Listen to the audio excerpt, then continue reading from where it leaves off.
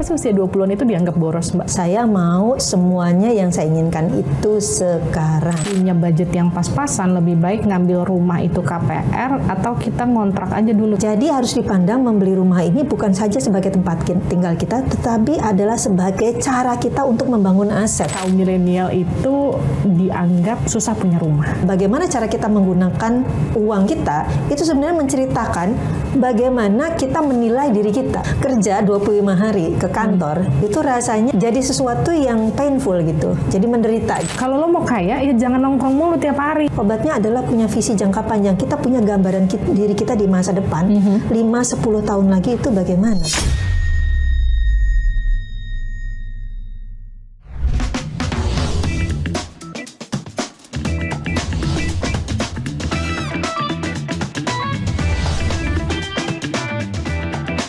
Living on point.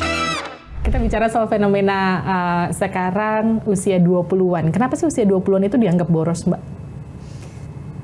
Jadi ingat waktu saya usia 20-an, which long time ago ya. Udah lama banget tuh.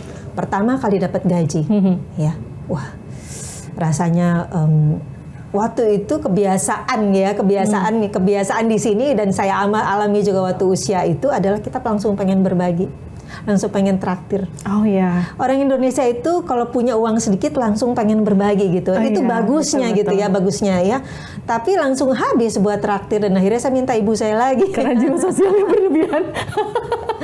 Karena kita tidak diajarin bagaimana mengelola uang, kita diajarin bagaimana cari uang. Nah, terus Kita gimana? nggak diajarin kalau udah dapat uang terus mau digimanain. Nggak diajarin itu. Iya. Di sekolah nggak diajarin. Ya nggak heran kita pada saat kita terima uang kita yang pertama, Langsung merasa orang kaya banget gitu ya, Mbak? kita nggak tahu mau, kita jadi berasa itu uang nganggur kan. Iya. Kita bisa pakai suka-suka, Iya, itu lupa dia. bahwa kita mesti alokasikan buat transport kantor. Iya. Minta mama lagi akhirnya. Ya, itu usia 20. Biasanya mungkin sampai 21, 22 ya, sampai 25 gitu. Kita belum punya pengalaman soalnya. Nah, jadi kita belum ada prioritas gitu. Kayak misalnya mereka yang baru dapat gaji pertama nih di usia 20-an, kemudian langsung berpikir pakai barang branded, pakai ini, kayaknya dulu ini nggak kebeli, sekarang bisa kebeli gitu. Tapi terus kemudian kehidupannya kayak sulit banget, maksudnya sampai rela makan diirit-irit, yang penting barang branded, yang penting keren, kelihatan gaya. Itu kan usia 20-an banget ya, Mbak? Itu sebenarnya gaya hidup kayak gitu bener gak sih, Mbak? Nggak bener. Langsung aja dijawab, nggak bener. Ya bener gimana dong? Habis gimana? Karena gini, kebanyakan mereka yang baru kerja, baru punya gaji, itu kan mereka pengen menunjukkan ke orang sekitar, ke teman-temannya, ke keluarganya bahwa, sekarang gue udah settle nih, gue udah bisa kelihatan gaya pakai duit sendiri gitu. Bahkan ada kalau kita rame di medsos nih, yang independent woman udah berasa yang bisa semuanya sendiri gitu kan. Padahal hidupnya masih diirit-irit buat sehari-harinya. Jadi sebenarnya itu gimana, Mbak? Ngaturnya itu sebenarnya posnya itu gimana? Kalau kita baru punya duit, kita pengen punya barang-barang yang dari dulu kita kepengen banget, ngaturnya itu gimana, Mbak, harusnya? Apa yang kita prioritasin dulu sih sebetulnya kalau kita baru dapat gaji di awal-awal tuh? Yang harus kita lakukan ya, kita harus kembalikan ke diri kita ya. Kenapa approval dari orang itu penting dibandingkan kita membangun aset yang sesungguhnya. Nah itu dia kenapa pengakuan dari orang bahwa kita udah independen, kita udah bisa settle, udah bisa mampu menghidupi diri sendiri, kenapa itu lebih penting dibanding kita memperkaya aset? Padahal aset itu kan nggak kelihatan kan. Maksudnya kita kan nggak mungkin bilang, rumah gue udah banyak, mobil gue udah banyak. Kalau mobil kan kelihatan ya. Tapi kayak misalnya tabungan, investasi gue udah banyak kan. Orang jarang yang kayak gitu. Orang pengennya langsung kelihatan. Kenapa gitu, Mbak? Ya, masyarakat modern memang instant gratification. Oh gitu? Instant gratification itu mau sekarang. Saya mau semuanya yang saya inginkan itu sekarang. Jadi orang itu lebih menghindari proses. Kalau berproses itu untuk membangun aset yang sesungguhnya itu perlu waktu. Ya betul. Contoh misalnya, ya saya pakai analogi aja. Kita tanam buah alpukat, kita kan perlu nunggu 5, 10 tahun lah sampai dia berbuah, ya, dan baru kita nikmati buahnya. Ya. Orang itu sulit untuk menahan keinginannya sekarang. Mereka ingin semuanya, pengen jalan-jalan ke luar negeri, pengen naik haji, pengen beli rumah, pengen pakai pakaian yang branded, pengen punya setiap hari mungkin sarapannya di kafe apa barangkali, ya, gitu. Jadi pengen semuanya gitu, ya. Padahal untuk itu tentunya logikanya pasti butuh dana dong, ya. Semuanya sebenarnya bisa kita lakukan, tapi ada waktunya. Kalau tidak sekarang, kita mungkin nanti 3 tahun lagi, gitu. Jadi memang kalau kita mau menjadi sukses itu, ya, sukses secara keuangan, ya, kita tidak bisa lakukan atau semuanya itu kita dapat sekarang sekaligus, gitu. Ya, kita perlu misalnya menabung dulu, mengumpulkan, gitu. Kita bisa capai, tapi bertahap. Nah, tahapan-tahapan dan proses inilah yang seringkali dihindari orang karena painful. Karena lebih nikmat membelanjakan sekarang. Kerja 25 hari ke kantor, itu rasanya buat orang, saya lihat ya gitu ya, jadi sesuatu yang painful gitu, jadi menderita gitu ya. Aku udah kerja nih 25 hari kerja, ya aku berhak dong menikmati hidupku, itu nggak salah gitu ya. Tapi hidup ini kan bukan hari ini aja, hidup ini kan bahkan 50 tahun lagi, 70 tahun lagi kita tetap harus siapkan gitu sejak sekarang itu ya, dengan cara membangun aset. Ya, itu satu. Jadi instant gratification gitu.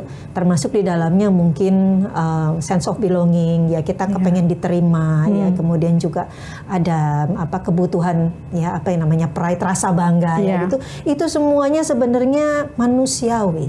Tapi apa yang mendorong orang segitu butuhnya pengakuan dibanding dia ya dia sebenarnya lebih butuh investasi untuk masa depan ya, berpikir beli rumah, berpikir kemudian kredit mobil gitu misalnya.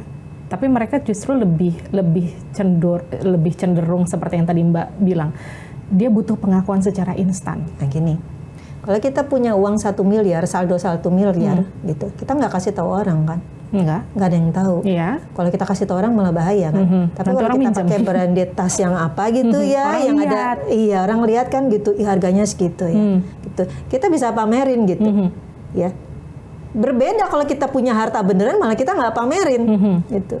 Nah manusiawi orang kepengen menunjukkan sesuatu, manusiawi gitu. Tapi sebenarnya yang perlu kita lakukan adalah itu tadi, kita mengembalikan kepada diri kita ya, value kita, nilai kita itu ya letaknya apakah di barang-barang ya, ataukah letaknya pada misalnya value diri kita adalah keamanan. Ya, keamanan, kesejahteraan. Nah, apakah misalnya tas branded itu atau apa yang kita pakai gitu, barang-barang branded atau mobil yang mewah barangkali ya, itu membuat kita nilai diri apa yang sebenarnya kita sedang bangun melalui benda-benda itu tadi. Apakah penerimaan masyarakat? Itukah value diri kita gitu. Jadi uang kita itu sebenarnya bagaimana cara kita menggunakan uang kita itu sebenarnya menceritakan bagaimana kita menilai diri kita. Gitu. Nilai diri kita adalah sebesar misalnya endorse-nya atau persetujuan orang, approval orang. Gitu ya. Approval orang terhadap diri kita itu adalah sesuatu yang membuat kita kita value itu tinggi. Ya. Makanya mungkin ada orang yang memang sangat mementingkan diterima, penerimaan orang gitu, penerimaan sekelompok, persetujuan dari segelintir orang gitu. Ya. Dibandingkan dengan misalnya benar-benar membangun aset. Karena kalau benar-benar membangun aset, jarang yang saya lihat orang bisa membangun aset betul-betul miliaran, kemudian dipamerin begitu. Ini saya punya ini, saldonya sekian gitu. Itu jarang, bahkan disembunyikan gitu. Ya. Tetapi dengan dia membangun aset, dia merasa membangun keamanan dirinya. Ketika dia memamerkan, justru dia merasa malah tidak aman. Kan jadi berbeda nilai dirinya. Itu. Jadi harus dikembalikan dulu, kita menilai diri kita ini apa.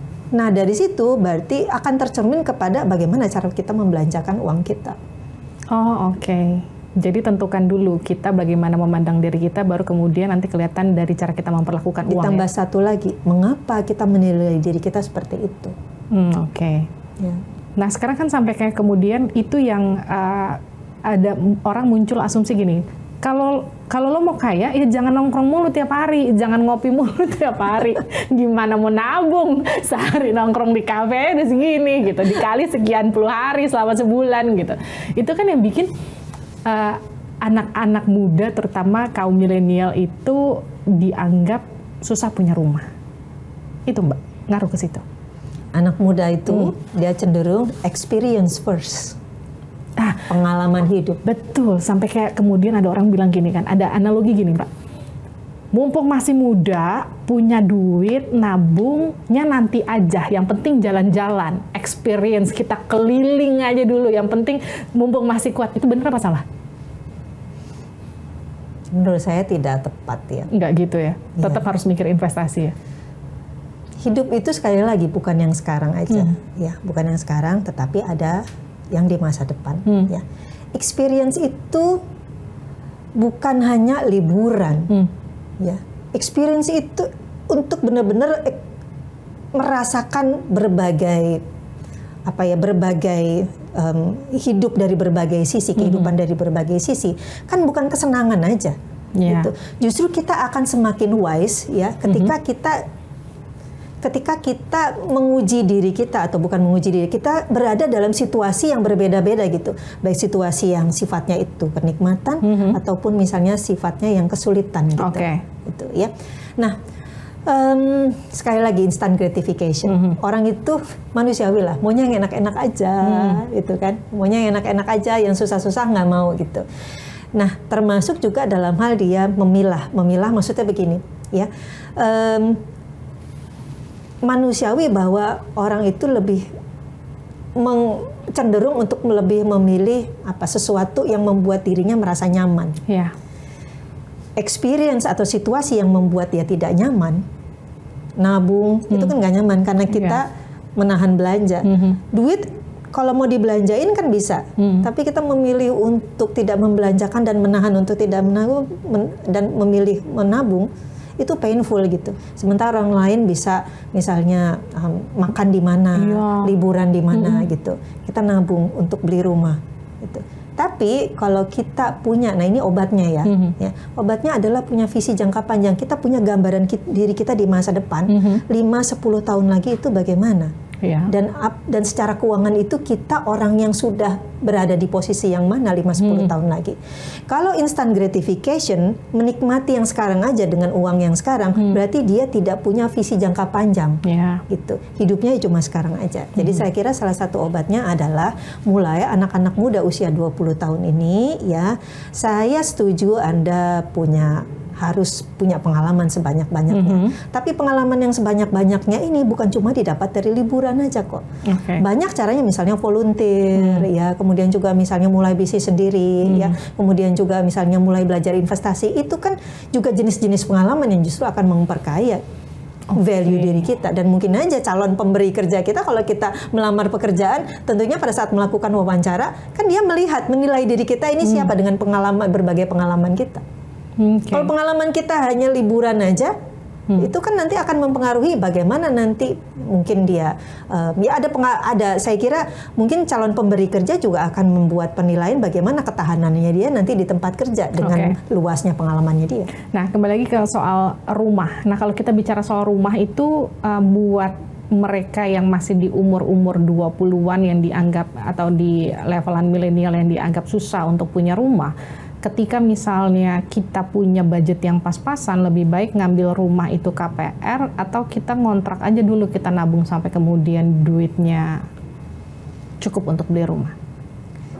Idealnya kalau kita bisa beli cash pasti lebih murah ya daripada kredit itu. Cuma kalau kita, tidak semua orang itu punya warisan lah, tidak semua orang itu starting point hidupnya itu udah punya sesuatu dari orang tuanya, tidak gitu. Kalau saya dulu bahkan juga, mungkin kebanyakan orang juga mulai dari nol. Kalau kita nabung dulu untuk beli rumah, harga rumahnya nggak kekejar. Naik ya? Ya gitu, jadi nggak make sense gitu, nggak masuk akal kalau kita nabung untuk beli rumah. Walaupun itu pastinya kalau cash sudah pasti lebih murah. Nah, karena itu ada pembiayaan seperti KPR gitu ya. Nah, itu satu ya, kenapa akhirnya KPR ya. Kemudian juga saya kira pendekatan yang lebih tepat saya kira begini, untuk rumah pertama gitu. Rumah pertama itu kita jangan bayangkan sudah punya tingkat 2, kamarnya 3, kamar mandinya 2, itu kan idealnya gitu ya gitu. Pengennya. Rumah pertama apalagi saat kita belum menikah ya, atau kita mungkin baru menikah, baru berdua aja ya. Harus dipandang sebagai cara kita untuk membangun aset. Jadi kayak nabung tapi bentuknya tembok gitu. Ya. Kan kita nyicil nih. Hasilnya kan rumah itu, ya. Jadi harus dipandang membeli rumah ini bukan saja sebagai tempat tinggal kita, tetapi adalah sebagai cara kita untuk membangun aset. Kalau kita nabung, nunggu lama, gak kekejar harga rumahnya, tapi dengan KPR, itu instan loh. Kita langsung punya aset senilai 500 juta. Langsung punya rumah gitu ya. Langsung punya rumah tapi nyicil. Yang gitu. nilainya juga akan mengikuti waktu ya, naik terus begitu. Kalau ya, neraca ada harta, ada hutang gitu ya. Kalau kita nunggu nabung ya, neraca kita ini hartanya nggak keisi-isi gitu ya. Tapi begitu dengan KPR, kita cukup dengan kita uang muka rumahnya misalnya 10% kita ngambil misalnya rumah yang subsidi lah ya.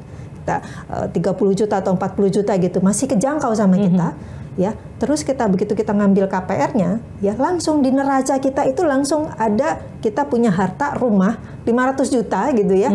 Kemudian di sisi sebelahnya memang ada hutang KPR gitu. Tapi artinya kita langsung instan bisa membangun aset kita. Langsung berubah jadi aset begitu ya. Iya, dan bukan jadi jalan-jalan kan.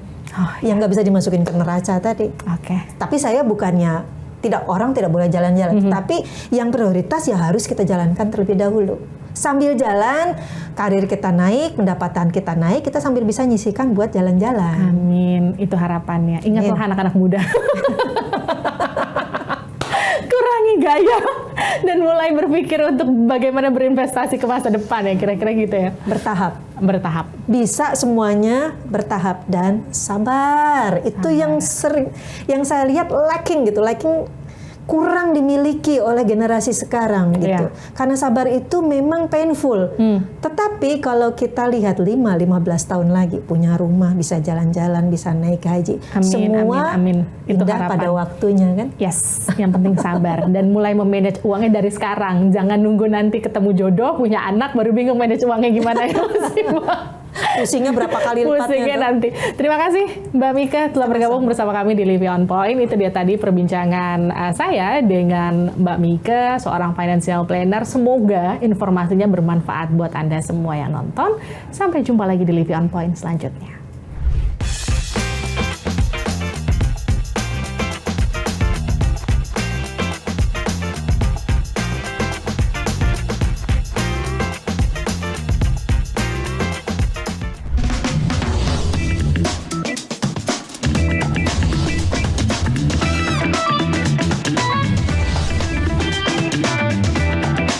Living on Point.